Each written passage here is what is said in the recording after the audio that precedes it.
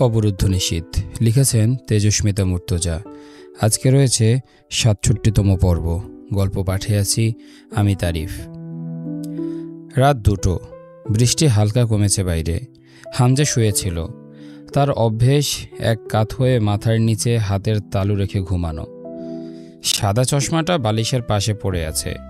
চশমা সে সবসময় ব্যবহার করে না, কেবল বই পড়ার সময়। পরনে একটা অফ হোয়াইট রঙা ফতোয়া। সাদা পাজামাটা উঠে আছে ঠ্যাঙ্গের কাছে।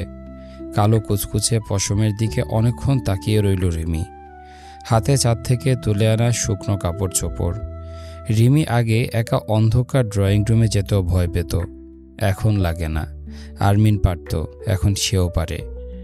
রিমি পাথর হয়ে দাঁড়িয়ে রইল দরজার সামনে। তার কিচ্ছু ভালো লাগে না আজকাল। সে কত খুশি ছিল সংসার জীবনে। ছোট্ট বয়সে কলেজের পড়ালেখা অবধি ছেড়েছিল এই লোকটার খাতিরে। আজ তার সঙ্গে এই দূরত্ব রিমির সহ্য হয় না। সে নিজেকে রোজ বলছে লোকটাকে সে ঘৃণা করে, খুব ঘৃণা, কিন্তু মনে হয় না কথাটা সত্যি। ঘৃণায় মায়া ও স্মৃতির ধ্বংসন থাকে জানা নেই রিমির। আবার রিমির আজও শুধু মনে হয় হামজা শুধু একবার ফিরে আসুক এসব থেকে, সে হামজাকে কলিজা ছেঁড়া রক্ত দিয়ে ধুয়ে গ্রহণ করবে। ঘৃণায় এমন হয় কি না তাও জানে না রিমি। ঠান্ডা বাতাসে জানালার পর্দারা উঠছে, সেই বাতাসে হামজার চুলগুলো উঠছে। রিমি অস্থির বুকটাকে নিয়ে মেঝেতে গেড়ে বসলো হামজার সামনে। কান্নাটা থামানো যাচ্ছে না। এসব সময় কান্না ঠেকানো যায় না, খুব মুশকিল। সে আসলে ঘৃণা করে লোকটাকে, কিন্তু এটা ভাবলেও কষ্ট হয়। কোনো এক সময় কাউকে প্রচণ্ড ভালোবেসে তারপর একবার তাকে যদি প্রচণ্ড ঘৃণা করতে হয়, সেটা করুণ এক যন্ত্রণার। এই যে রিমির ভেতরে যে প্রাচীর দাঁড়িয়েছে, লোকটাকে ভালোবাসার, ছোঁয়ার, অধিকার দেবার অথবা সমর্থন করার, এটা অসহ্য। রিমি একদৃষ্টে তাকিয়ে রইল। গম্ভীর মুখখানা, নেতা নেতা ভাব ছড়ানো, কঠোর ভদ্রলোক লাগে হামজাকে দেখতে। সে ভদ্রলোকের মাঝে সূক্ষ্ম এক ধূর্ততা, সাথে ভাবুকতাও। সময় পেলেই চোখে চশমা এঁটে ভারী ভারী সব বই খুলে বসতে দেখা যায়। তবু কিসের নেশায় ছুটছে হামজা? বড় হবার, আরও বড় হবার। মানুষের মাঝে প্রবৃত্তি না থাকলে দুনিয়াটা স্বর্গ হতো। ছট করে এক লহমায় চোখ খুলে তাকায় হামজা। রিমি চমকে ওঠে। হামজা স্থির চোখে তাকিয়ে থেকে বলে, কাঁদছো কেন? রিমি জবাব দেয় না। দুজন তাকিয়ে থাকে দুজনের দিকে। কিছু বলবে? এভাবে তাকিয়ে আছো কেন? ঘৃণা মাপছি। হামজা হাসল। পেলে কতখানি? মেপে শেষ করি। হামজা উঠে বসে। অন্ধকারে প্যাকেট হাতড়ে সিগারেট বের করে তা ধরায়। ধোয়া ছেড়ে বলে, ভাবে না, আমি যাদেরকে জীবনে ভালোবেসেছি তারা আমার প্রতি বিমুক্ত হতে পারে, আর সেটাই তাদের সবচেয়ে বড় যন্ত্রণার কারণ হবে। রিমির কালে আলগোছে হাত রাখে হামজা। রিমি শুধায়, আপনার কষ্ট হয় না? কষ্ট কি রিমি? বাবা, সেটাও জানেন না? খুব সুখী লোক বুঝি আপনি। অসুখী? বুঝি না আমি। রিমি শক্ত হাতে চোখের পানি মুছল। হামজার হাত দুটো সরিয়ে দিল মুখ থেকে। আমাকে খুব নিষ্ঠুর ভাবো? তাচ্ছিল্যের সাথে ম্লান হাসি রিমি। না না, এমন সব বড় বড় ভুল ভাবনা ভাবতে নেই। তা ভাববো কেন? এরকম সব কথা কে শেখাচ্ছে? আরমিন? আমার মুখ নেই? হামজা চট করে হাসে। হাসির সাথে তামাকের ধোঁয়া উড়িয়ে বলে, মুখ তোমার, কথাগুলো নয়। আপনারা আরমিনকে ভয় পান?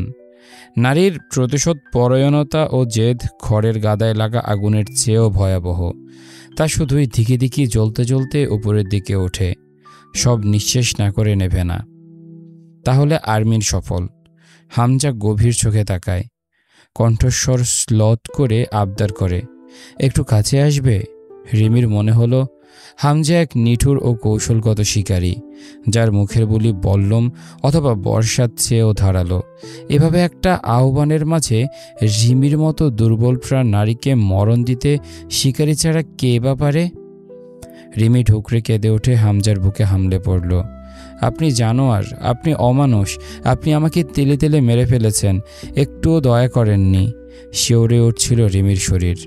হামজা রিমিকে দুহাতের বাহু দিয়ে আলিঙ্গন করে নিল।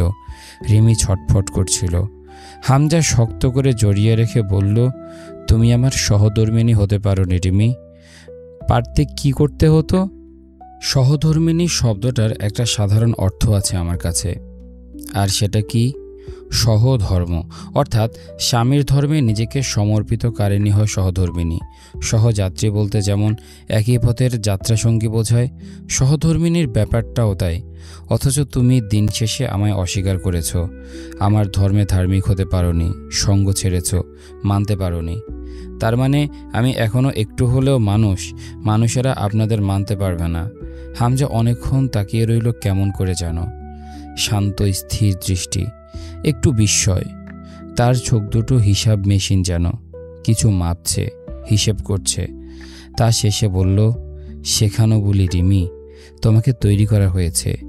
রিমি চোখ দুটো বুঝে হিংস্র হাতে হামজার ফতোয়ার কলার খামচে ধরে দাঁতে দাঁত চেপে ছটফট করতে করতে বলে, কিচ্ছু শেখানো হয়নি।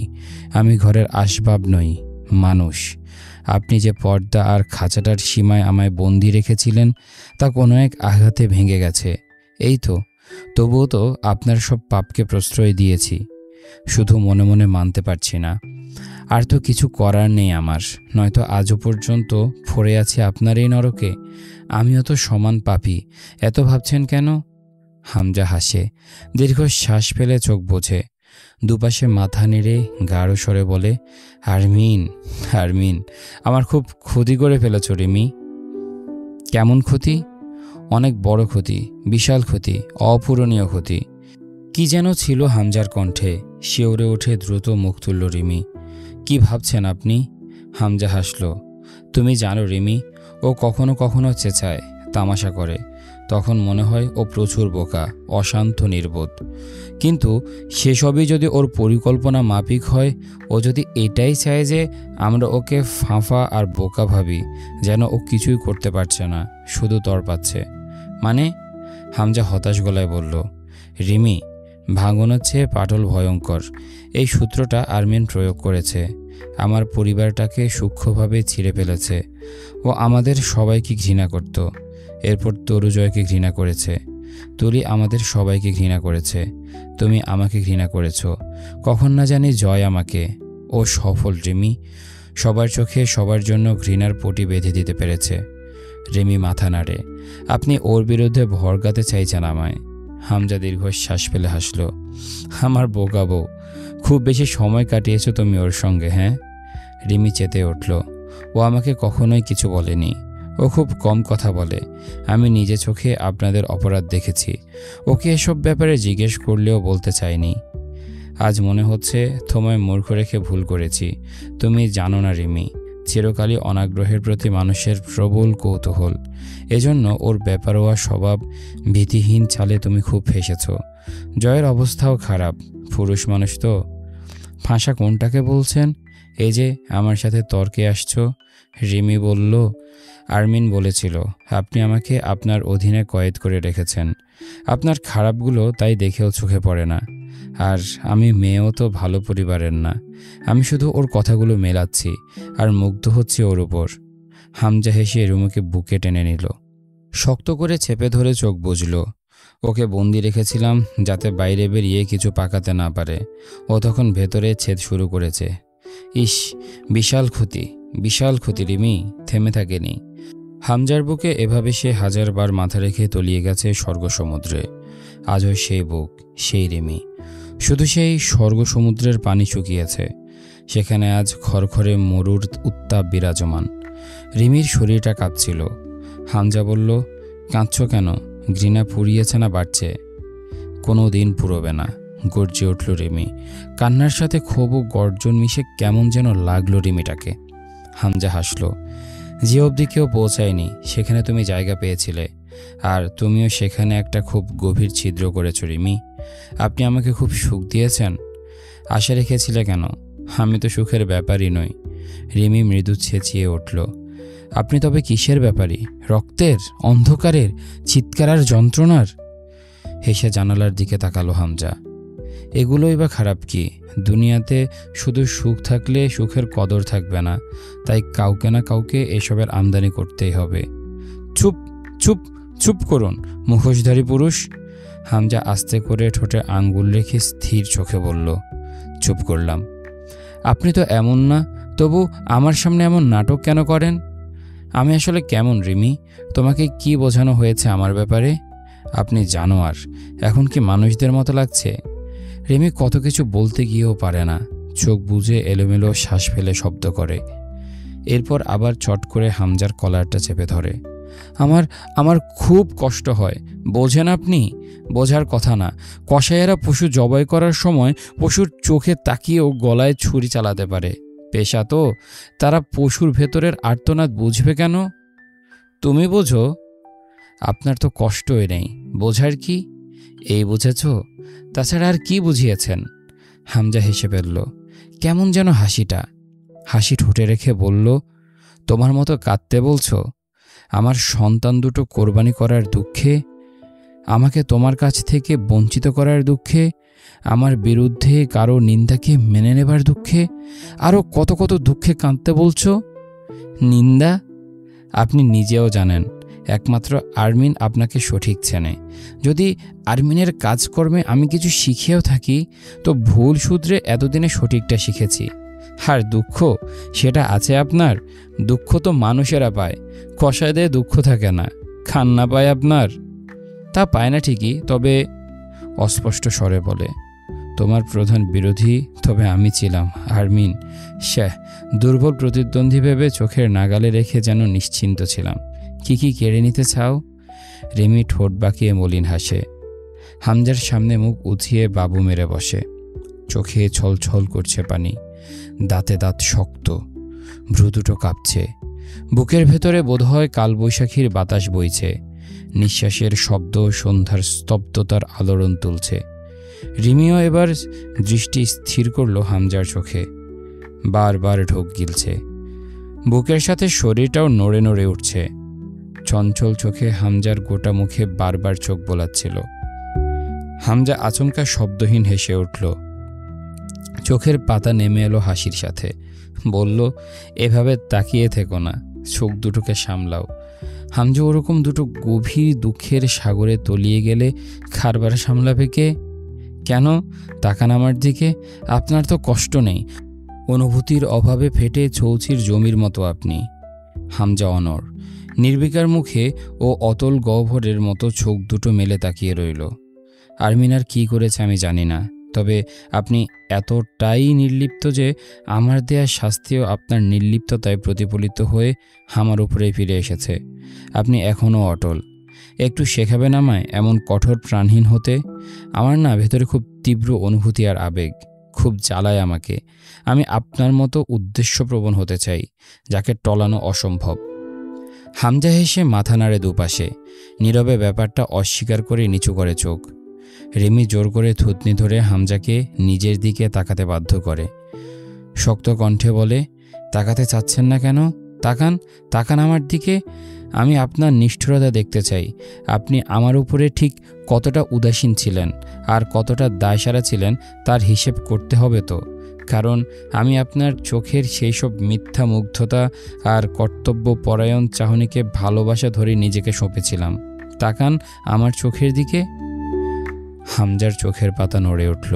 রিমি বলল, বিয়ে তো সবাই করে মেয়র সাহেব, সংসারও করে যায় দিব্যি, কিন্তু আমি যে বয়সে আপনার বউ হয়ে এসেছি, না ছিল বয়সের মিল না অনুভূতির। কিশোরী বয়সে এক তরতাজা পুরুষের কর্তব্য আর হাতের বাঁধনের প্রেমের পড়ার অপরাধী কি শাস্তি আর দেবেন দিন। আজ সামনে আছি আমি, আপনার হাতের নাগাল ছেড়ে বেরোবার পথ তো নেই। সবটুকু শাস্তি দিয়ে দিন, দিনে দিনে সইতে পারছি না। হামজা মুখ খুলতে চাইলেই রিমি হামজার ঠোঁটে আঙ্গুল চাপে। চুপ চুপ চুপ। কেমন হাঁপানে রোগীর মতো নিঃশ্বাস ফেলল রিমি। কেন ওভাবে ভালোবাসার ডং করেছিলেন? আমার তো বয়স কম, আমি আপনার অত গভীর মারপ্যাচ বুঝি না। আমার চারিদিকে প্রেমে পড়ে বেড়ানোর বয়সে প্রায় জোর করে বিয়ে করে আনলেন। বিশাল এক নেতার ঘরের আদুরে আহ্লাদি বউ হলাম। ও বাড়ি যেতে চাইলে যেতে দেননি, আপনার আশেপাশে পড়ে থাকতে বাধ্য করেছেন। আর তাতে আমার নারী মনের সবটুকু অনুভূতি আপনার উপর আটকে রইল, অন্য কোথাও মনোযোগ যাবার সুযোগ পেল না। বিয়ের পর হাতে গুনে আপনার গন্ধ মিশে থাকা এই রুম থেকে বাইরে বেরিয়েছি। রিমির স্বর থর থর করে কেঁপে উঠল। আর কোথায় যাব আমি? হ্যাঁ, আমার গণ্ডি আপনি অবধি। এবার বলুন, সেই পুরুষটার কাছে এমন সব বিশ্বাস ভাঙা আঘাত পেতে আমার কেমন লেগেছে? আর কতটা শাস্তি বাকি আমার? পুতুল বানিয়ে রাখতে ওরকম ভালোবাসতেন? ঘরে আটকে দুনিয়ার থেকে আলাদা করে রেখে শুধু আপনার মাঝে বিলীন রাখতে এসব আয়োজন? ঠিক আছে, তা সফল হয়েছে। যে বয়সে মেয়েটা উচ্ছৃঙ্খল হয়ে ওঠে, আমি আপনার ঘরণী হয়েছি। সারাদিন পাক্কা গিন্নির মতো সংসার সামলানো, আর দিন শেষে স্বামীর ঘরে ফেরার অপেক্ষা। আমার মাথায় এছাড়া আর কিছু রইল না। আর সবটা আপনি, আপনার ঘর সংসার, আপনার পাঞ্জাবিটা, গামছা, লুঙ্গি, পছন্দের খাবার, পছন্দের সাজ। কি পেলাম? দিন শেষে এক অমানুষ ক্ষমতালোভী কুকুর স্বভাবের পুরুষের জন্য আমার এত কিছু? হামজা শুধু চেয়ে রইল চুপচাপ। রিমি বলল, আপনি ঠিক। যতদিন না আরমিন এ বাড়িতে পা রেখেছে, এসব যে আমি কি করছি তাই জানতাম না। ও আমাকে তুলনা শিখিয়েছে, এসবের হিসেব কষার সূত্র শিখিয়েছে ওর ব্যবহার। কিন্তু ওর কোনো চেষ্টা ছিল না আমাকে শেখানোর। ওর চরিত্রটা আকর্ষণীয়। আমি নিজে ওকে ফলো করতে লাগলাম, একটু একটু ধারণ করতে থাকলাম ওকে। ও গোলামিকে ঘৃণা করে। ও যা করে সবের পেছনে একটাই চিন্তা, দিন শেষে যেন অনুভূতির অপচয় না হয়ে যায়, কারো কাছে নত না হয়ে যেতে হয়, আর কেউ যেন এইসব দুর্বল অনুভূতির নাম ধরে ক্ষমা না পেয়ে যায়। আজ যেমন আমি পারছি না আপনাকে পর্যাপ্ত ঘৃণা করতে, কারণ আমি এক দুর্বল অনুভূতির জালে বন্দী। ও আমাকে স্বামীকে ভালোবাসতে নিষেধ করেনি, ও আমাকে কিছুই বলেনি কখনো। শুধু ওর চালচলনই আমাকে চিনিয়েছে কোন সীমাটা মানুষকে মানুষ আর অমানুষ হিসেবে ভাগ করে। হামজা হঠাৎই রিমির ঠোঁটে ঠোঁট চেপে ধরল। খানিক পর একটু আলগা করে বলল, চুপ। আরমিনকে অথবা আরমিনের ধরনের জয় সহ্য করতে পারে, আমি পারবো না। ওর এক ফোঁটাও আমি তোমার মাঝে বরদাস্ত করতে পারি না। তুমি আমার বউ, আরমিনের সামান্য একটু তোমার মাঝে থাকবে না। তো বলছেন চলে এসেছে, তাহলে সেটা কি আপনার জন্য কষ্টকর? হামজা দাঁতে দাঁত ফিসল। আমার জন্য যন্ত্রণাদায়ক। এই খেলায় ওকে জিততে দেওয়ার ভুলটা আমি করব না রিমি। আমার সবচেয়ে শক্তিশালী শত্রু ওই মেয়েটা। তুমি বুঝতে পারছো না ও কি খেলা খেলছে। থম মেরে গেল হামজা, চুপ করে গেল আচমকা। 2 সেকেন্ড থেমে রইল, কিছু ভাবল। এরপর রিমির ঠোঁটে গাঢ় একটা চুমু খেল, খুব হিংস্র চুমু। রিমির ওপর যেন কঠিন এক আক্রোশ প্রকাশ পেল।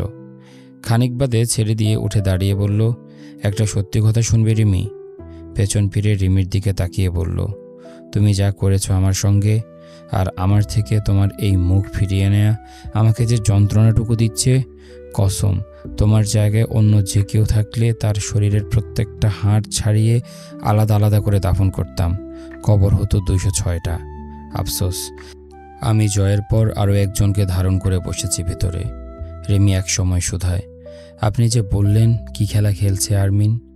হামজা চুপচাপ জানালার দিকে কিছুক্ষণ চেয়ে থেকে অদ্ভুত স্বরে বলে, কঠিন কিছু। কেমন কঠিন? ভয়ানক কঠিন। এর ফল আমি তাকে দিলে নিতে পারবে কিনা তা নিয়ে বড় চিন্তা হচ্ছে আমার। ওদের ওপর অত্যাচার বেড়েছে। রোজ 3 বেলা করে লোক আসছে বড় ঘরে। অন্তু দেখল কিছু বড় বড় ইস্পাতের ভীম ও লোহার খণ্ড সরানো হয়েছে। জয় অন্তুকে দাঁড় করিয়ে রেখে পাশের কক্ষে যায়। ফিরে আসে পিস্তল হাতে, এগিয়ে গিয়ে বসে মুরসালিনের সামনে। অন্তুর দিকে মুরসালিন একবার তাকায়, তৎক্ষণাৎ চোখ সরায়। জয় পিস্তলটা পাশের মেঝেতে রেখে মুরসালিনকে জিজ্ঞেস করে, তোর চাচা কোথায় মুরসালিন? মুরসালিন তাকালো জয়ের দিকে, হেসে ফেলল। এতদিন পরে এ কথা জিজ্ঞেস করছিস? আমি অধীর অপেক্ষায় ছিলাম তোর এই প্রশ্নের। জয় বিনিময় একই হাসি হাসল। তারা কিসের? এই যে কাতরানি, যন্ত্রণা, না খাওয়া আঘাত, তোর ছোট্ট ছোট্ট আমানতগুলোর অসহায় আবদার, শুকনো মুখ, তৃষ্ণার্ত চাহনি, এসব দেখলি, মজা পেলি। এতে করে আর 2-1বারের বেশি জিজ্ঞেস করতে হবে না, দ্রুত জবাব পাবো। মুরসালিনের মুখ নরকের কূপের মতো জলজল করে জ্বলে উঠল। চোখের মনি লালচে হয়ে উঠল আচমকা। তাকে সচরাচর খুব শান্ত দেখা যায়। আজ আচমকা জয় ও মুরসালিনের সম্মুখীন দৃশ্যটা দেখতে 2 আগ্নেয় স্ফুলিঙ্গের সংঘর্ষের মতোই লাগল। দাঁতের মাড়ি চেপে মুরসালিন বলল, আমার বাপকে মেরেছিস তুই? কিচ্ছু বলিনি। বলিসনি? তোকে কারা কোথায় ঘায়েল করে ছেড়ে দেয় তার জিম্মা অন্যের ঘাড়ে চাপিয়ে হালকা হোস। তুই শালা ভুল বুঝে শহীদ হয়ে যাবি। জয় খানিকক্ষণ ভ্রুকুঁচকে তাকিয়ে থাকে মুরসালিনের দিকে, তারপর বলে, আমার নামে একটা শহীদ মিনার তৈরি হলে শহীদ হতে আমার কোনো সমস্যা নেই। আমার ভাইকে মেরেছিস তুই জয়? জয় ঘাড় নত করে বাহবা নেবার মতো ভঙ্গি করে বলে, ও নিজের হাতে গলা কেটে 2 ভাগ করেছি। মুরসালিনের চোখে রক্তের দানা বাঁধে, দুপাশে মাথা ঝেড়ে প্রগাঢ় শ্বাস ফেলে। কিন্তু আমাকে খুঁজতে আমার বোনকে যখন অপহরণ করলি, আমি কেন জানি নিশ্চিন্ত ছিলাম রে জয়। জয় ঠোঁট উল্টায়, কি বাবদে? মুরসালিন ম্লান হাসে জয়ের চোখে চেয়ে। তুই বেঁচে থাকতে আমার মুমতাহিনার গায়ে আঘাত লাগবে না বোধ হয়, এই ভাবনা বাবদে। তুই যখন চলে এলি মনে আছে, মুমতাহিনা আম্মুর কোলে ক্যাঁকে করে কাঁদত সারাদিন খালি। মুরসালিনের কণ্ঠস্বর কেমন অস্তমিত হয়ে এলো, কেঁপে উঠলে একটু, ঠোঁট উল্টে মলিন হাসল। মুরসালিন উপরের দিকে তাকায়। অন্তু নিজের বুকের ভেতর এক কঠিন অস্থিরতা বোধ করল। সাধারণ কথাগুলো এত নিষ্ঠুর শুনতে লাগবে কেন? বিশ্ববিদ্যালয়ের মাঠে শোয়ানো মুমতাহিনার লাশ চোখে ভাসছে। অন্তু দীর্ঘ করে শ্বাস টানে। জয় নির্লিপ্ত মুখে মেঝের দিকে চেয়ে আছে। মুরসালিন নিজেকে এক মুহূর্তের মাঝে সামলায়। ওর লাশও দেখতে পাইনি, বিশ্বাস কর জয়। মুস্তাকিন ভাই থাকলে তোকে কেটে চিড়িয়াখানার পশু দিয়ে খাওয়াতো নিজের হাতে। জয় মুখ তোলে, উপর নিচ মাথা নাড়ে। আর তুই কিছু করবি না? কিন্তু বলে না। মুমতাহিনাকে এনে গোডাউনে রেখে 4 ঘন্টা পর সে রাজধানীতে চলে গেছে। ফেরার আগে মুমতাহিনার দেহ পলাশের ঢেরায় পৌঁছেছে। সেদিন মুমতাহিনার সঙ্গে মুরসালিনের শেষ দেখা হলো। মুরসালিন রাজধানীর উদ্দেশ্যে বেরোচ্ছিল। চুপি চুপি এসে মুরসালিনের পেছনে দাঁড়ায় মুমতাহিনা। বয়স 16তেই রূপ ছিটকে এসেছে। পরনে লম্বা গোল জামা, ওড়না জড়ানো শরীরে, মাথায় ঘুমটা, ফর্সা টকটকে হাতে কালো লোম, ঘন পাপড়িওয়ালা চোখ দুটো ঠিক বড় বড় মার্বেলের মতো। 3 ভাই বোনের চেহারায় দেখতে লাগে ইরানি। মুরসালিন পেছনে না ফিরে বলে, কি? মুমতাহিনা ওর দিকে তাকিয়ে ফিক করে হেসে ফেলে। মুরসালিন গম্ভীর হয়, থাপ্পড় খাবি? আমার ঘরে কি? ভাইয়ু, তুই ঢাকা যাচ্ছিস? ঠিক বলেছি না? মিথ্যে বলে বের হবি, রাস্তায় কুত্তার তাড়া খাবি, আবার ফিরে এই আমার কাছে আসা লাগবে। মনে রাখিস, তোর তো বউ নেই, সেবার জন্য আমার কাছে ধর্ণা করতে হবে। মাথায় একটা গাঁটটা মারে মুরসালিন।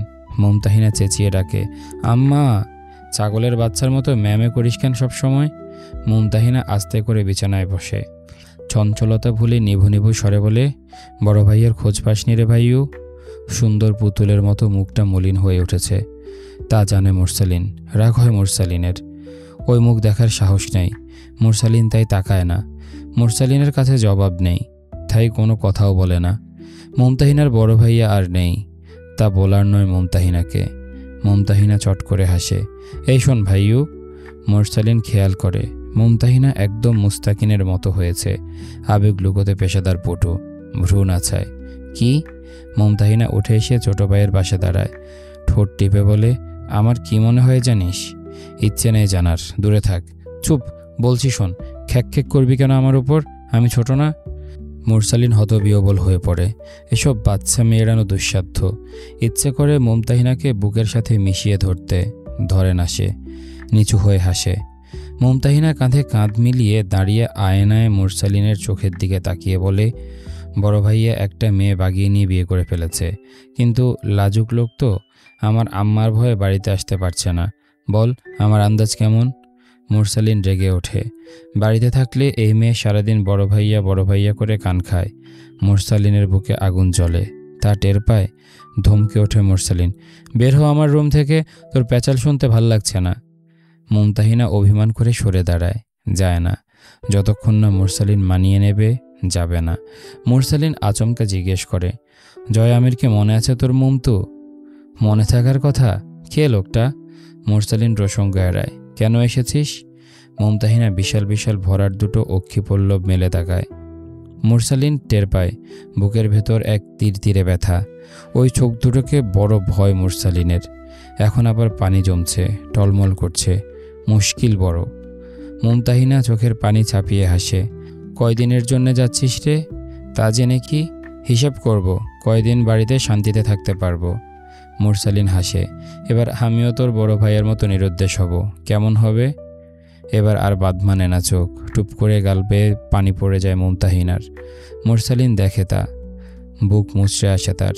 বাপহীন পুচকেটাকে মোস্তাকিন কলিজার সবগুলো ভালোবাসা দিয়ে ভরিয়ে রাখত। মুরসালিন তুলনামূলক রুক্ষ, তার সাথে ভালোবাসার চেয়ে ঝগড়া বেশি। মুমতাহিনা হামলে পড়ে ভাইয়ের বুকে। আসিস না আর, তুই না থাকলে সারাদিন আমাকে কেউ ধমকায় না, খাটায় না, সন্ধ্যার পর বাদাম কিনে এনে দেয় না, ঝগড়া করার লোক থাকে না, স্কুলে একা যেতে হয়, কত আরাম, তুই থাকলেই তো যত ঝামেলা। মুরসালিন মাথায় হাত রাখলে তা ছিটকে সরিয়ে দেয়। হাত সরা, হাত রাখছিস কেন আবার মাথায়? মুমতাহিনার চেয়ে কমপক্ষে 10 বছরের ছোট, অথচ মানামানি নেই সেসব। চুপ করে থাকে দুজন। মুমতাহিনার ফুফানির মৃদু আওয়াজ মন ভরে শোনে মুরসালিন। বাড়িতে শুধু আম্মার সাথে একা থাকে। রাজধানীতে মুরসালিনের ঘুম হয় না তা ভেবে। মুমতাহিনা খানিক বাদে আস্তে করে বলে, বড় ভাইয়ের খোঁজে যাচ্ছিস ভাইও, তাই না? মুরসালিন চোখ বোঝে, গাঢ় নিঃশ্বাস নেয়। কণ্ঠনালী ঠেলে ডাহা মিথ্যা আশ্বাসটুকু দিয়ে বের হয়, হ্যাঁ, তোর ঘ্যানঘ্যানানি শুনতে শুনতে কানের পোকা মরে যাচ্ছে। এবার ইনশাল্লাহ তোর বড় ভাইয়াকে নিয়ে আসবো, যা। তোকে দরকার নেই, শুধু বড় ভাইয়ার সঙ্গ চাই। বের হবার সময় মুরসালিনের আম্মা মরিয়ম বেগম দোয়া দরুদ পড়ে ফুঁক দেন ছেলের শরীরে। রাস্তায় আয়াতুল কুরসি দরুদ শরীফ পাঠ করতে বলেন মনে মনে। মুমতাহিনা ধমক দেয়, শোন বেদুইন, নামাজ পড়বি ঠিক মতো, তোকে ভার্সিটিতে পড়িয়ে কাফের বানিয়েছে আম্মা, পোশাকের কি সিরি সাহেব হয়েছে। মুরসালিন গাঁটটা মারে মাথায় একটা। বাঁশের ছেগারে ঘেরা বাড়ির সামনের পথটুকু পেরিয়ে যায় মুরসালিন। পেছন থেকে মুমতাহিনা মাথায় ওড়না তুলতে তুলতে দৌড়ে যায়। এই শোন ভাইও, শোন শোন। মুরসালিন পেছনে ফেরে। মুমতাহিনা মুখ নামিয়ে দাঁড়ায়। মুরসালিন হাসে, কিছু লাগবে না তোর, তাই তো? মুমতাহিনা চোখ তুলে হাসে। দুই ভাই বোন একে অপরের চোখে তাকিয়ে সমান তালে হাসে। মুমতাহিনা মুরসালিনের হাতখানা শক্ত করে চেপে ধরে রাখে। ভারী শ্বাস ফেলে দুজনই। কত কিছু বলতে চায় দুজন, বলা হয় না কারোরই, কেবল চুপচাপ চেয়ে থাকে। এক সময় মুমতাহিনা হাসি সামলে বলে, পেরার পথে একটা ঢাকাই শাড়ি আনিস তো। মরিয়ম বেগম পেছন থেকে শাসন করেন, খবরদার, ওসব কিচ্ছু না, শাড়ি পরা লাগবে কেন? হ্যাঁ, বেশি স্পর্ধা। ধার্মিক পরিবার সৈয়দ পরিবার, সেখানে মেয়েদের বেলেহাজ হয়ে যাবার চল নেই। মরিয়ম বেগম রাগ করেন। মুরসালিন গম্ভীর হয়, পারবো না আনতে। মুমতাহিনা হাসে, তোর ঘাড় পারবে, যা বিদায় হতো এবার, আর আসিস না তাড়াতাড়ি। অন্তু স্তব্ধ হয়ে শোনে সেসব। জয় ওভাবেই বসে আছে, কোনো হেলদোল নেই, না আছে মুখে অভিব্যক্তি। অন্তুর মনে হয় জয় বুঝি লোহার খণ্ডগুলোরই এক টুকরো। মুরসালিন হাসে, ঢাকাই শাড়িটা এখন আমার প্লেটে পড়ে আছে। পড়ার মেয়েটা পালিয়েছে আমাকে রেখে। প্রথমে বাই গেল, তারপর বোনটাও। আমি একা আছি, মেরে ফেল আমায়। ও, আমার পরিবারে আর আছে আম্মা, তার খোঁজ চাই জয়, সে ছাড়া আর কেউ নেই। বাগানের রাস্তার পেছনের লোহার গেটে করাঘাতের হালকা আওয়াজ ভেসে আসছে। রাত বোধ হয় 2টো পার। কেউ এসেছে। করাঘাতের আওয়াজটা কেমন যেন শোনাচ্ছে। গা চমচম করে ওঠে। মৃদু হলদে আলোয় বিশাল ঘরটা গুমট। কতগুলো দেহ ছড়িয়ে আছে, যেন জীর্ণশীর্ণ ময়লা সাদা কাপড়ের স্তূপ। করাঘাত গাঢ় হচ্ছে। জয় উঠে যায়। পিস্তলটা পড়ে থাকে মেঝেতে। সেই ফাঁকে অন্তু আব্দুল আহাদকে বলে, কতদিন আগে আটক হয়েছ তোমরা, মনে আছে? জবাবটা আব্দুল আহাদ দিতে পারে না। ওরা এতটাই দুর্বল ও অসুস্থ হয়ে পড়েছে। এছাড়া ওদের সেই হিসেব নেইও। মুরসালিন জবাব দিল, এখানে সময় আবদ্ধ, আর এই অবস্থায় দিন মনে রাখা অসম্ভব। তবে আমার একটা হিসেব আছে, মাস 1.5-2 মতো হবে, কম বেশি হতে পারে। অন্তু তাকায়। চোখাচোখি হলে দুজন চোখ নামায়। অন্তু ঠোঁটে ঠোঁট গুজে নিয়ে আস্তে করে বলে, মুরসালিন মোহান, কয়েকদিন আগে ঘটনাক্রমে আমার আনসারি মোল্লার সঙ্গে কথা হয়েছে। মুরসালিন ভ্রু কুঁচকে ফেলল। আপনার সঙ্গে? অবাক হচ্ছেন কেন? মুরসালিন চোখ নামায়। কি বলেছেন উনি? জিন্না আমির আপনাদের হাতে বন্দী, এটা আনসারি ভাইজান বলেছেন? আমি বলছি। পাশ থেকে এমদাদ বলল, এত বিশ্বাসের সাথে কিভাবে বলছেন? অন্তু আলতো হাসল। আমার মনে হয় আমার আন্দাজ শক্তি ভালো। মুরসালিন জিজ্ঞেস করল, আনসারি ভাই কি বলেছেন আপনাকে? তার সঙ্গে আপনার সাক্ষাৎ হলো কি করে? আপনার অনুমতি পেলে উনি জিন্না আমিরকে ছেড়ে দেবেন। তার বদলে যদি এটা নিশ্চিত হয় যে আপনাদের মুক্ত করবে এরা, তবে এই লেনদেনটা করবেন উনি। মুরসালিন সন্ধিহান হলো। আপনি তো এখানে আসার সুযোগ পান না। আজ যদি না আসতে পারতেন, আমাকে খবরটা দিতেন কিভাবে? দিতে হতোই যে কোনোভাবে, আর সেজন্য একটা তামাশা করে হলেও আসতে হতো। আমাদের ব্যবস্থা হবে ইনশাল্লাহ, আর না হলেও দুঃখ নেই। আমি বেঁচে থাকা অথবা মৃত্যু কোনোটা নিয়ে আশাবাদী নই। আপনি কেন করছেন, কি করছেন সেটা আর জানতে চাইলাম না, কিন্তু আপনি আমাদের জন্য নিজেকে বিপদে ফেলবেন না। অন্তু হাসল। বিপদ আবার বিপদে পড়বে কি? বিপদ আমাকে এতই ঘনিষ্ঠভাবে জড়িয়ে নিয়েছে, আমি নিজে আজ স্বয়ং বিপদ হয়ে গেছি। মোরসালিন একবার তাকালো অন্তুর দিকে। অন্তু সন্দেহহীন গলায় জিজ্ঞেস করে, জিন্না আমির কি বেঁচে আছে আপনাদের হেফাজতে? জবাবটা দেবার সময় পেল না মোরসালিন। জয়ের সঙ্গে 4 জন ঢুকল। আজ শয়ন নেই। দোলন সাহেব, বাপ্পি, কামরুল, সঙ্গে আছে রবিউল। পেশায় সে মেকার, আসলে দালাল, রাজনীতির দালাল। দোলন সাহেব অন্তুকে দেখে ভ্রু কুঁচকালেন। তা দেখল জয়। মেয়ে মানুষ কেন বারবার এইসব কারবারে থাকবে? আগের দিনও জয়ের বউকে এখানে উপস্থিত থাকতে দেখা গেছে। জয়কে আস্তে করে বললেন, তোমার স্ত্রী এখানে কি করছে জয়? দৃষ্টিকটু লাগে ব্যাপারটা, বুঝেছ? তাকে এখানে আনা কেন? জয় জবাব দিল না। বাপ্পি মণ্ডল ঢুকে গজরাতে গজরাতে মোরসালিনের দিকে এগিয়ে যায়। ঢাকায় এক সম্মেলন ও মিছিলে ছাত্রদলের লাঠিঘাতে তার দুলাভাইয়ের মৃত্যু হয়। সে জানতে পেরেছে সেই ছাত্রদলের লিডিংয়ে মোরসালিন ছিল। মোরসালিনকে বোঝা যায় না, সে যে আসলে কী চায়, কোন দলকে সমর্থন অথবা বিরুদ্ধাচরণ করে, অথবা করেই কিনা। জয় এসে বসল আবার মোরসালিনের সামনে। দোলন সাহেব বললেন, শেষ একটা চেষ্টা করব মোরসালিন, একটা স্টেটমেন্ট দেবে, নয়তো দায়িত্বটা সরাসরি আইনের হাতে হস্তান্তর করাই শ্রেয় হবে। মোরসালিন হাঁ না কিচ্ছু বলল না। ওরা যে স্বীকারোক্তি চাইছে তা বেঁচে থাকতে দেবে না মোরসালিন। দোলন সাহেব বললেন, বাংলাদেশের রাজনীতিতে দল হিসেবে কোনটাকে সমর্থন করতে পছন্দ করবে তুমি? অকপট জবাব দিল মোরসালিন, দলহীনতা। দল শব্দটাই বাংলাদেশের কাল স্যার। কোনো দলই এই বাংলার জন্য শুধুই ধ্বংসাত্মক ছাড়া আর কিছু নয়। আর আমি তাই এমন এক দুর্যোগ চাই, যাতে করে বাংলাদেশের প্রধান আলোচিত বিশিষ্ট দলগুলো সমূলে উপড়ে যাক। তাদের কোনো চিহ্ন এই বাংলার মাটিতে না থাকুক। শুধু আমরা সাধারণ মানুষ থাকব, আমাদের দেশে আমরা থাকব। সেখানে প্রজাতন্ত্র প্রতিষ্ঠা হোক অথবা কমিউনিজম প্রতিষ্ঠা হবে, সাম্যবাদের জয়গান চলবে। সমাজতন্ত্রের ছায়ায় আমরা বাঙালি মানুষের মতো বেঁচে থাকতে পারবো এক জীবন। আবার এতেও সেই একই হাল হবে কিনা বাংলার জানি না, তবে আশাবাদী আমি। দোলন সাহেব অবাক হবার মতো অভিব্যক্তি প্রকাশ করলেন। তুমি কমিউনিস্ট মোরসালিন? না তো। দোলন সাহেব হাসলেন। তুমি কি খেলছো মোরসালিন? আমি তোমাকে বুঝতে পারি না। আমিও না স্যার, শুধু এটুকু জানি, ক্ষমতার লোভে সাধারণ মানুষ, শিশু, নারী, নিরপরাধীদের উপর অপবাদ এবং তার জের ধরে এই যে মৃত্যুদণ্ড, কারাবরণের হিড়িক চলছে, এটা আমি নিতে পারি না। আর তা অন্তত কমাতে আমি সব দলকে হাতের হাতিয়ার হিসেবে ব্যবহার করতে পারি। অথচ কারো প্রতি আমার অনুরাগ নেই, কারণ আমি জানি দেশের জন্য কেউই উপকারী নয়। ধীরে মাথা নাড়লেন দোলন সাহেব। বুঝলাম, বামপন্থী রাজনীতিকেও সাপোর্ট করো তুমি। তোমাকে যদি ফাঁসি দেওয়া হয় তো আসলে কোন অপরাধে দেয়া হবে? প্রত্যেকটা অপরাধে একটা করে ফাঁসির রায় শুনবে তুমি, কিন্তু জীবন তোমার একটা। এই সৌভাগ্যকে আমি আমার জীবনে স্বাগত জানাই স্যার। আমি নিজেকে এতদিন কিছুই মনে করতাম না, কিন্তু এখন যখন দেখছি আমার কার্যক্রম বর্তমান শাসক ও শোষক গোষ্ঠীর পীড়ার কারণ হয়েছে এবং মৃত্যুদণ্ডের মতো বীরত্বপূর্ণ দণ্ডের শাস্তির দিকে এগোচ্ছি, এবার মনে হচ্ছে আমি সত্যি কিছু করতে পেরেছি। কারণ এই দুনিয়ায় অধিকাংশ মৃত্যুদণ্ড বীরদের এবং কারাবরণ কথা বলা পাখিদের হয়েছে। দোলন সাহেব কিছু বলতে নিলে জয় উনাদের থামালেন। চুপ চুপ চুপ চুপ থাকেন। ওই যে কিছু ফ্যান আছে না, সুইচ দিলে ঘের ঘের ঘের ঘের ঘের ঘের করতে করতে চালু হয়, আপনাদের এই ফ্যাকফ্যাকানি কানে ওই রকমই ঢুকতেছে। এত রাতে আমি এখানে আসতে বলি নাই আপনাদের। বাপ্পি এগিয়ে এসে মোরসালিনের মুখের খদের ওপর আঙ্গুল চেপে ধরে মুখ উঁচিয়ে ধরে বলে, শুয়োরের বাচ্চা, বল বল, আমার ধুলাবাড়ি তুই মারিস নাই? বেশ কয়েকটা খেপা শুয়োর বধ করেছি, কাউকে পার্সোনালি চিনি না। হতে পারে তার মধ্যে আপনার ধুলাবাই থাকতে পারে। তোর অত কথা শুনবার চাই নাই, যেটুকু জিজ্ঞাইছি জবাব দে। এরকম আপনার মতো আরও অনেকে চোখের বিষ আমি, স্বয়ং দলীয় নেতাদের অবধি। কত খেপা শুয়োরদের বিরুদ্ধে বলেছি, কার্যক্রম চালিয়েছি, আর্টিকেল লিখেছি, ছাত্রদের উৎসাহিত করেছি, মিছিল মিটিং কত কি, অত মনে নেই।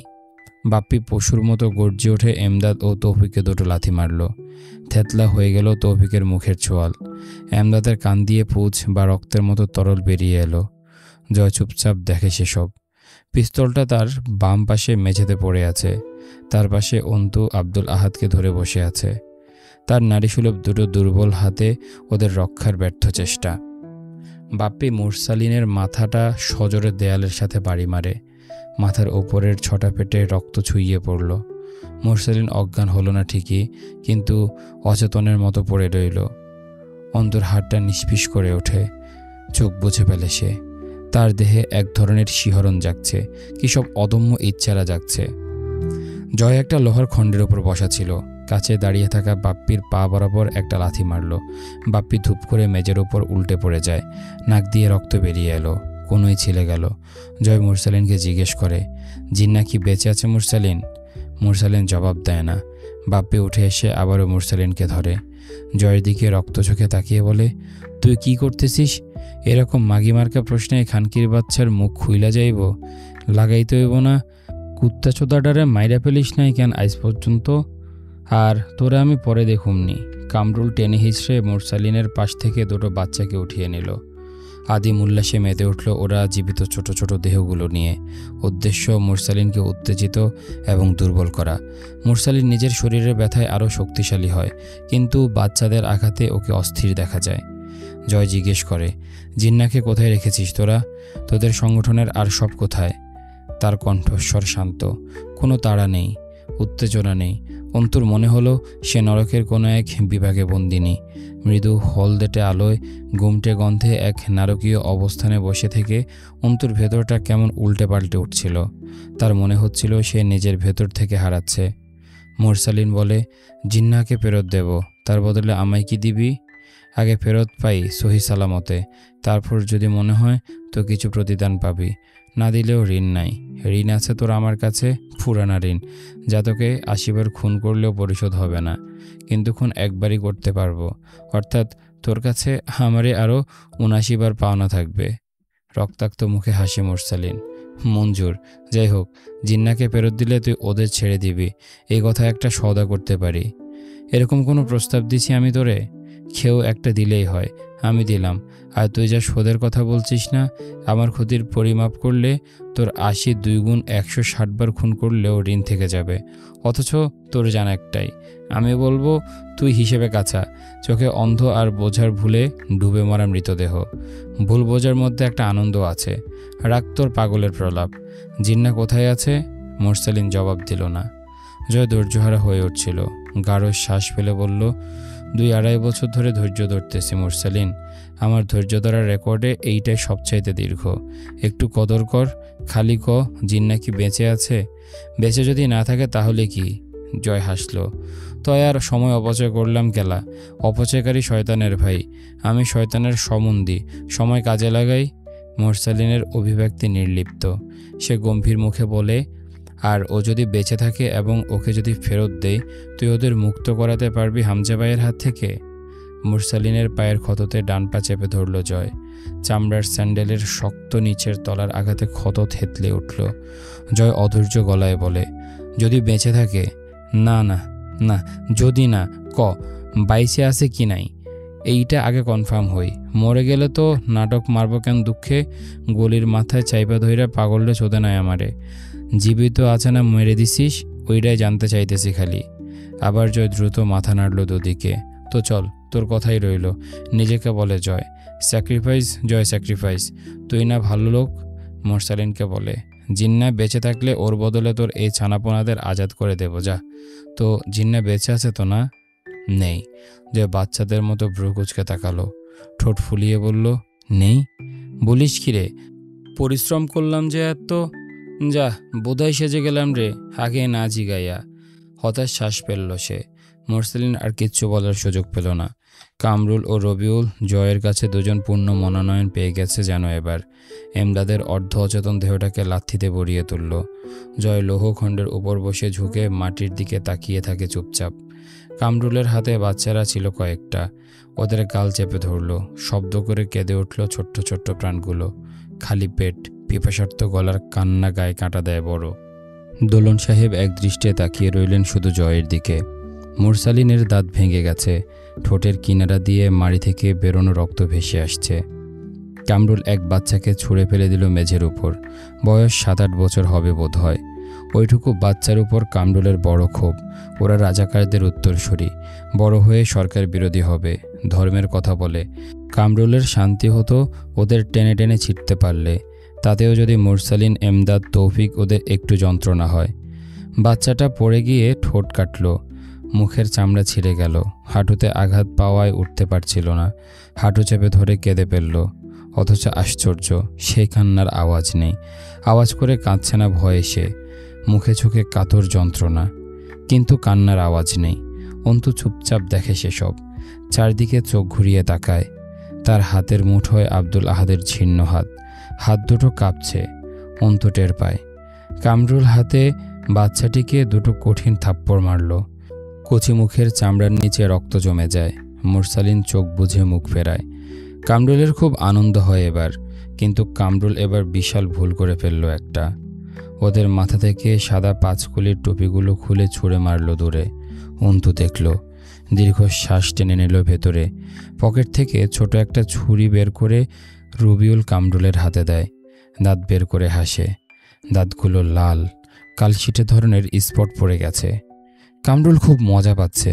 বাজারে গেলে বাচ্চারা খেলনার আবদার করলে মা যখন খেলনা কিনে হাতে দেয়, সেই সময় বাচ্চাদের মুখে খেলনা পাবার তৃপ্তিখানা কামরুলের মুখে।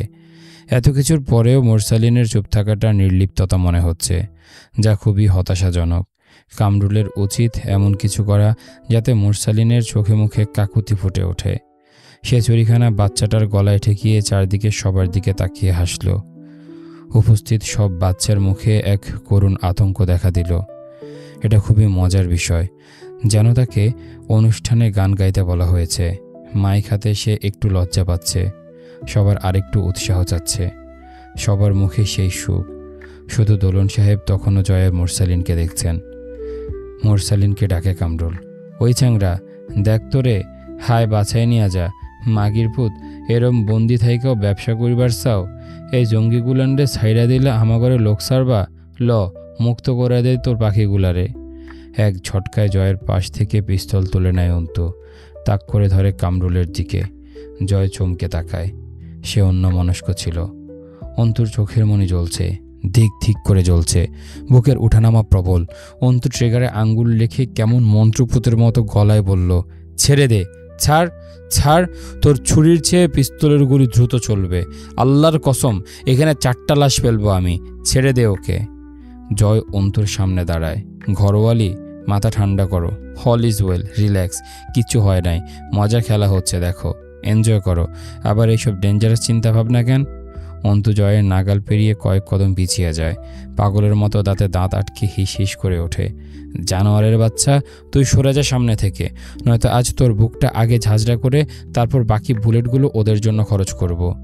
অন্তুকে খ্যাপাটে বাঘিনীর মতো লাগছিল, অনেকটা মানসিক বিকারগ্রস্ত পাগলিনীর মতো। সাপের মতো হিস হিস করে, বিক্ষিপ্ত নিঃশ্বাসে বুক দুলছে। জয় একটু থমকায়, ভ্রু কুঁচকায়, তবুও এই অবস্থায়ও হেসে ওঠে। কিন্তু তোর তো হাত কাঁচা শালির মেয়ে, গুলি জীবনেও নিশানায় লাগবে না। বড় জোর অজায়গায় লেগে আমার সর্বনাশ হবার চান্স আছে, আর নয়তো গোডাউনের ক্ষতি হবে। পিস্তল দে, আমার হাতে পিস্তল। খালি খালি মানুষ মেরে কী লাভ? তার চেয়ে বড় কথা, পিস্তলে তো বুলেট নাই। অন্তু কী করলো? এক মুহূর্তের মাঝে পিস্তলের তাক ডান দিকে ঘুরিয়ে ঠিক দেয়াল বরাবর শ্যুট করলো। পিচ করে একটা শব্দ হয়, সাইলেন্সারের বদৌলতে। গুলি ছুটে গিয়ে ইটের গাঁথুনিতে ঢুকলো। অন্তু চরম এক ধাক্কা খায়। পিস্তলের পেছনের বেগের টাল সামলাতে না পেরে পড়ে যাবার মতো অবস্থা হয়। হাতটা ঝিনঝিন করছে তখনও, রক্ত সঞ্চালন বন্ধ হয়ে গেছে যেন। অন্তু জয়ের দিকে তাকায়। বুলেটহীন পিস্তল নিয়ে এখানে আসেননি আপনি। গোটা ঘর নিস্তব্ধ, কেউ নিঃশ্বাসও ফেলছে না। সবার চোখ ফুঁড়ে বেরিয়ে আসার জো। অন্তুর বিদ্রোহী শ্বাসের আওয়াজ কেবল ঘুরপাক খাচ্ছে বন্ধ ঘরে। কয়েক সেকেন্ডের মাঝে ঘটনাটা ঘটে গেল। কামরুল ছুরিটা ভালোভাবে বাচ্চাটার গলায় ধরে সতর্ক করে অন্তুকে, এই আপনি পিস্তল নামান, নইলে এক মুহূর্তের মধ্যে গলাটা 2 ভাগ কইলাম, আর লাভ হইব না, পিস্তল নামান, ছাইড়া দিতেছি। প্রথমত তুই মরবি তো এমনিতেও, আর এই পিস্তলের গুলিতেই। দ্বিতীয়ত তোর ছুরির চেয়ে আমার পিস্তলের গুলি দ্রুত চলবে, আর শুয়োরের বাচ্চা, তৃতীয়ত যদি ওকে মারিসও তার পরের মুহূর্তে হলেও তুই মরবি, লাভ কি, ছেড়ে দে ওকে, ছাড়। গোটা ঘরে প্রতিধ্বনিত হয় অন্তুর ছাড় কথার গর্জনটা। জয় চুপচাপ তাকিয়ে দেখে এই অন্তুকে। মাথার ওড়না পড়ে গেছে, খেয়াল নেই, চুলের বড় খোপাটা আগোছালো। জয়ের যেন ভেতর অস্বস্তি হচ্ছে। এক সময় যে মেয়েটার মুখ দেখেনি কেউ কখনো, তাকে সে কোথায় নামিয়ে এনেছে। অন্তুর শরীর ঘেমে গেছে, চোখ দুটো লাল, নাকের পাটা শক্ত। জয় অপেক্ষা করে অঘটনের। এটুকুই বাকি ছিল। অস্ত্র হাতে ওঠেনি আজকের আগে অন্তুর হাতে, আজ সেটুকুও হয়ে গেল। বাকিটা সে জানে অন্তুকে। আজ জয় ভাবে এক মুহূর্ত, সেদিন অন্তু পলাশকে মারতে ছুরি হাতে নিতে পারেনি, পিছিয়ে এসে জয়কে ফিরিয়ে দিয়েছিল। কেন? সেদিন পেছনে এবং সাথে পক্ষে দাঁড়ানো জয় ছিল, তাই আপাতপক্ষে আজ জয় নেই তার সাথে, আজ সে একা। এই অবরুদ্ধ এক নিশীথে বড় করে তার পক্ষে কেউ নেই।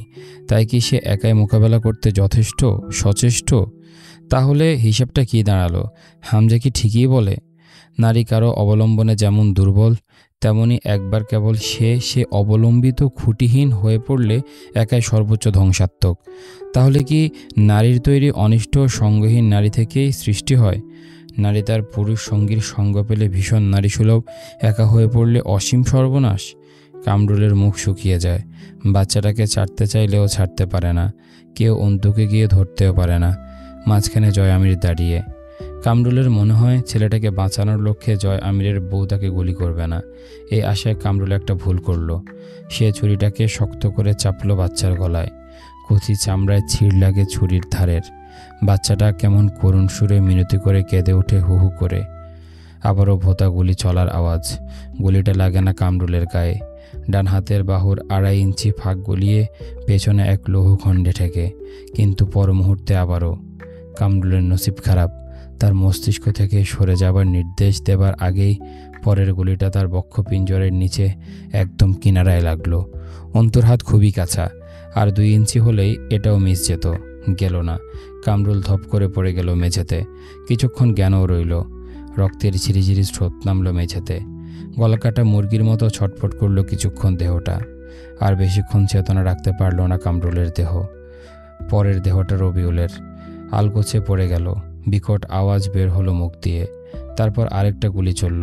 সেটা শূন্যে লাগলো, কিন্তু পরের গুলিটা বাপ্পি মণ্ডলের ঠ্যাং পুড়ে চলে যায়। বাপ্পির গা শিওরে ওঠা স্বরে কোকিয়ে উঠে বসে পড়ে। ঠ্যাঙের হাড় পুড়ে বেরিয়ে গেছে বুলেট এপার ওপার হয়ে, ফাঁক হয়ে গেছে হাড়ের জোড়াতে। তার আর্তনাদ কঠিন হলো, কানে সহ্য করা যাচ্ছিল না। অন্তুর হাত অবশ হয়ে আসে। পিস্তলটা পড়ে যায় হাত থেকে। হাতে আর জোর নেই, হাত নাড়ানোর শক্তি নেই, স্নায়ু কাজ করছে না 2 হাতের। ঘরটা নিস্তব্ধ। 3টা দেহ লুটিয়ে আছে মেঝেতে। বাপ্পি তখনও চেতনায় আছে। করুণ আর্তনাদে ঘরটা নরকের কক্ষ হয়ে উঠল। দোলন সাহেব চুপচাপ বসে রইলেন। খুবই নাটকীয় দৃশ্য, ট্র্যাজেডি নাটক যেন। অথচ লোকে জানে না জীবনের চেয়ে বেশি নাটকীয়তা নাটকে থাকে না। জয় আস্তে করে বসে আবার লোহার খণ্ডের উপর। মুরসালিন চোখ বুজে হেলান দেয় দেয়ালের সাথে। তার শরীর ঝিমিয়ে আসছে। জয়কেও দেখতে ক্লান্ত লাগে। খানিকক্ষণ চুপচাপ বসে থাকে জিম ধরে সে। এই ছিল আজকের পর্ব। কেমন লেগেছে তোমাদের কমেন্ট করে জানাও। দেখা হচ্ছে পরের পর্বে। ততক্ষণ পর্যন্ত সবাই ভালো থাকো, সুস্থ থাকো। আজকের মতো আমি তারিফ এখানে বিদায় নিচ্ছি। আল্লাহ হাফেজ।